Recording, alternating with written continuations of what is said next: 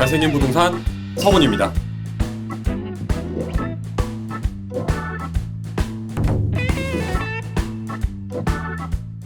뭐 얼마 전까지 불과 몇 년 전만 하더라도 정말 이 부동산 한 채를 갖기 위해 가지고 많은 사람들이 엄청나게 피땀 흘리면서 굉장히 많이 노력들을 했었어요. 뭐 예를 들어 가지고 노원구 일대 젊은 사람들, 이 MZ 세대들의 영끌성지라고 할 수 있는데 부동산 가격대가 좀 저렴하기도 했고 노후 연수도 이제 30년 이상 된 굉장히 노후 단지들이었기 때문에 아무래도 이 재건축에 대한 호재 자체가 우리 이제 젊은 사람들의 이 투자를 이끌어낼 수 있는 그런 큰 힘으로 작용하게 되면서 이 노원구 일대 지역들도 가격이 굉장히 많이 오르던 그런 시절이 있었습니다.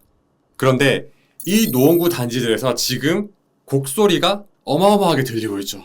우리 이제 젊은 사람들이 이 새 아파트를 하나 이제 좀 가질 수 있게 된다라고 하는 이런 꿈에 부풀어가지고 그런 아파트를 매수를 했는데 지금 상황은 어떤가요?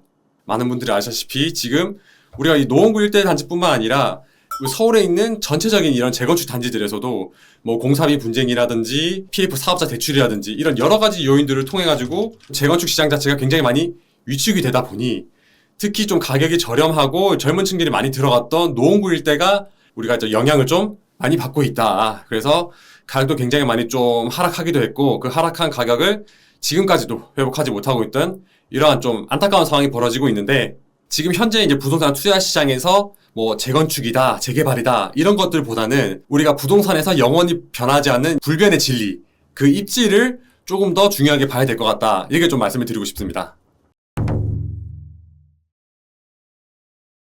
우리가 이제 부동산 하면은 이제 대한민국에서 부동산 하면은 제일 먼저 떠올리는 게 뭐 정부에서 정책을 내놓을 때 그리고 언론에서 이야기를 할 때도 우리가 대부분 제일 먼저 이야기하는 게 이 강남이라는 지역입니다. 특히 아파트 구역. 저희 시청자분들은 이거 아마 들어보신 분들도 꽤나 있을 것 같아요. 그죠? 남서울 개발 계획. 자, 우리 1970년 11월 서울특별시장이 발표한 계획인데요. 과거 사실 강남 지역 같은 경우는 배밭이었죠, 배밭.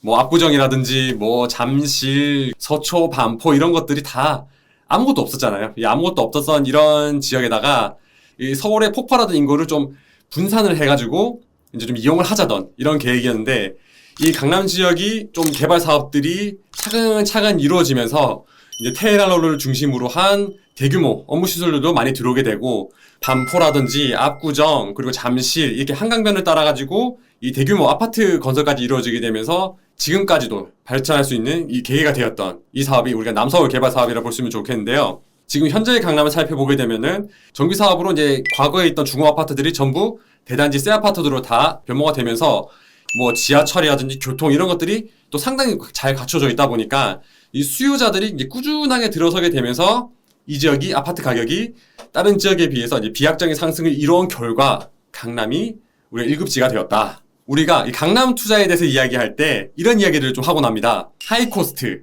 로우 리스크, 노멀 리턴. 우리가 표로서 설명하자면은 하이 코스트, 높은 투자 비용, 로우 리스크, 낮은 위험성, 그리고 노멀 리턴, 안정적인 수익 구조 이렇게 설명드릴 수 있겠는데요. 그래서 강남은 가격은 높지만 이 안전한 투자처라고 많은 사람들이 생각을 하고 있습니다. 그런데 우리는 돈을 많이 벌고 싶잖아요. 이 리스크도 적고 투자금도 적고 이런 투자처가 있다면 얼마나 좋겠어요. 그죠? 근데 대한민국에는 아직 그런 곳이 존재합니다. 그게 어디일까요?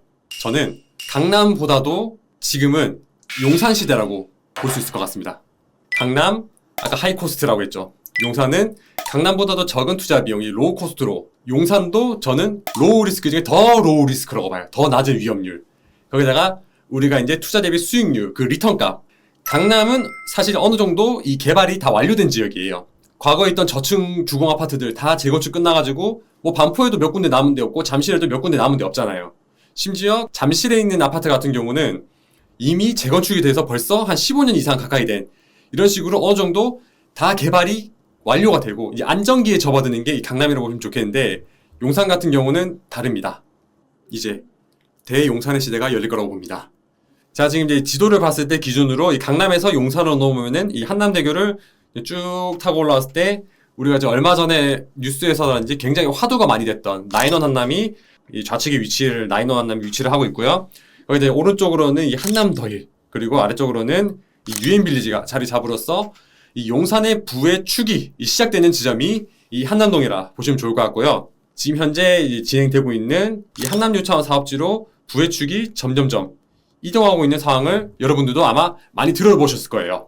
한남뉴타운 같은 경우는 일반적인 이 뉴타운, 정비 사업과는 다르게 이 시공사에서들도 이게 내놓으라 하는 이 하이엔드급 브랜드가 들어서게 됩니다. 그만큼 이 지역이 주택 가격이 굉장히 많이 높게 형성이 될 것으로 보이면서 일반적인 브랜드는 불가능하다.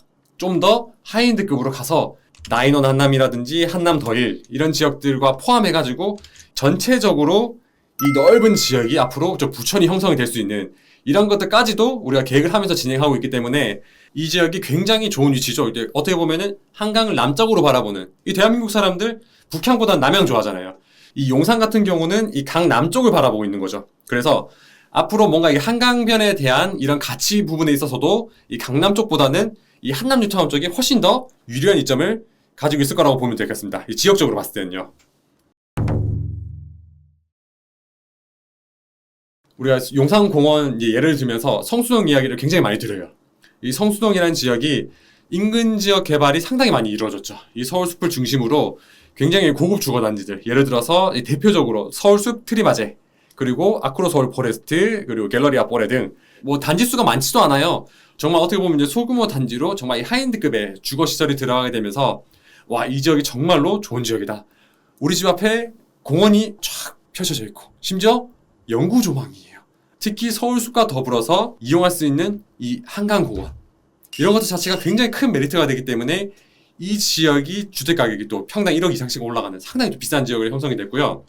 우리가 이 용산공원이 앞으로 이런 식으로 이제 공원이 조성되게 되면서 그 앞으로는 이 한강이 흘러가게 되는데 이 한남 5구역이라는 지역과 요 아래쪽에 있는 이촌동 일대, 이 지역이 뒤에는 정말 대규모 공원을 품고 있는 데다가 우리 집 남쪽으로는 정말 넓지 넓은 한강 뷰가 펼쳐져 있다는 이런 것들 때문에 지금 이제 부촌이 이어져 오면서도 이 이촌동까지도 상당히 주택 가격이 굉장히 비싸게 형성되어 있는 것을 보실 수가 있겠습니다.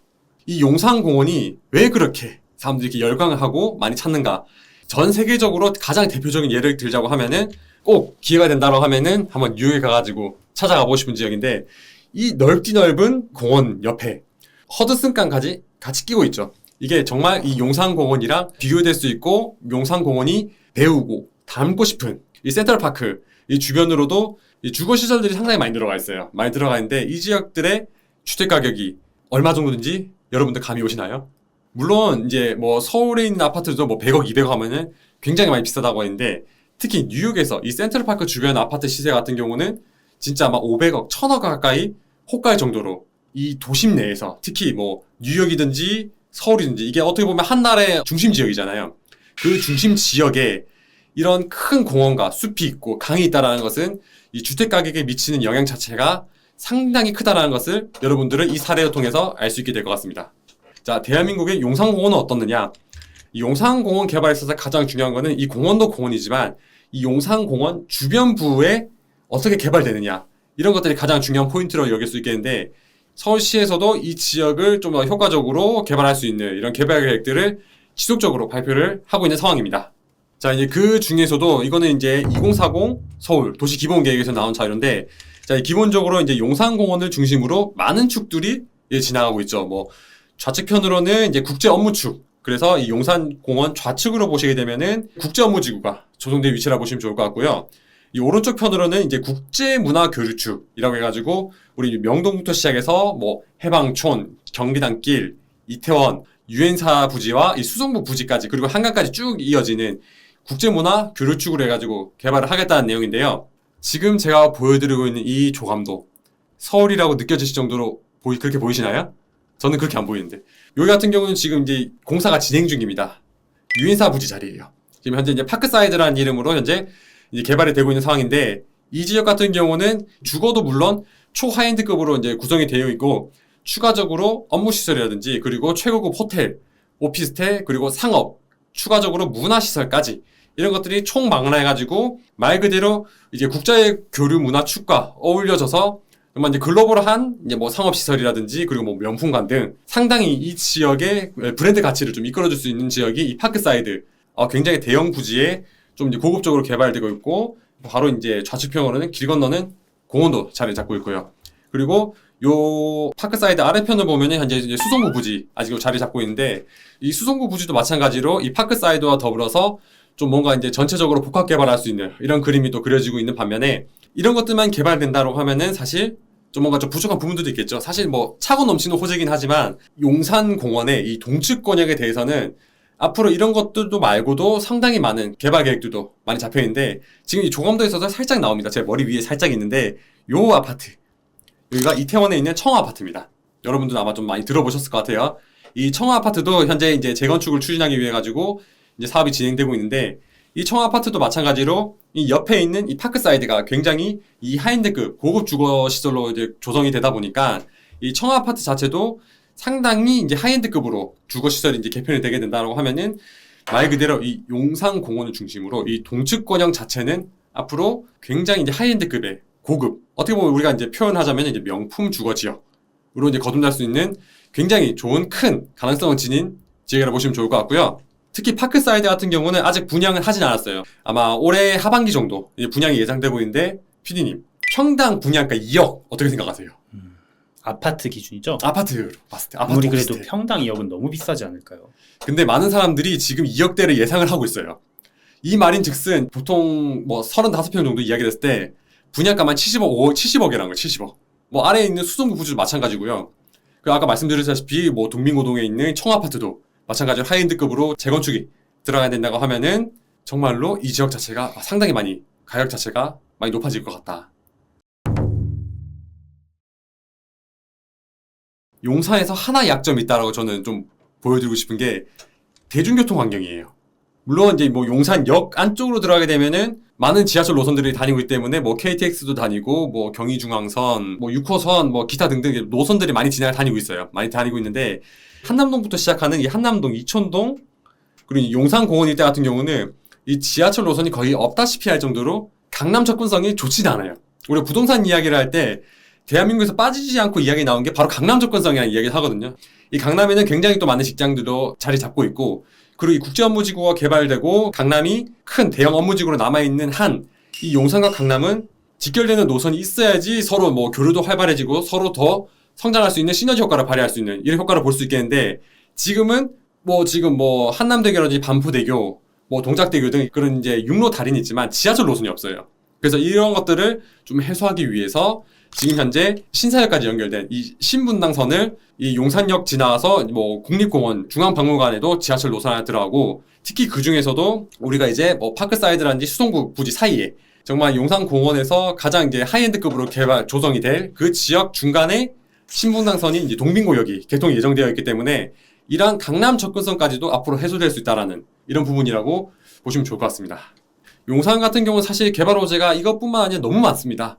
대표적으로 아까 제가 말씀드린 용산공원이랑 두 번째로 지금 이제 용산역 뒤편에서 이루어지고 있는 용산국제업무지구 오래전부터 진행이 됐었죠. 한국철도부지였고 정말 이 과거부터 말도 많고 탈도 많고 근데 사실 정말 단군 이래 최대 개발 사업인 이게 국제업무지구라고 보시면 되겠는데 사실 그동안에 정말 순탄하게 이루어지지 않고 무산되었다가 이번에 이제 서울시장이 바뀌게 되면서 다시 정말 이제 민간 투자라든지 투자도 적극적으로 받아서 이 여의도와 연계해가지고 정말 홍콩이나 이제 싱가포르를 뛰어넘을 수 있는 국제금융 허브로 이제 목표를 잡고 복합적인 개발 사업을 이제 추진할 건데 주거라든지 그리고 교통, 문화 이런 것들을 다 포함해가지고 이제 복합적으로 개발할 수 있는 게 이 국제업무지구고 이런 굵직굵직한 호재 말고도 뭐 서울역 같은 경우는 뭐 GTX 호재라든지 서울역 북부역세권 개발 그리고 용산 같은 경우는 정말 이 다양한 이제 지역적인 이 개발 호재들이 있기 때문에 강남은 어느 정도 완성된 도시 그리고 용산은 앞으로 계속해서 변하고 이 개발이 진행될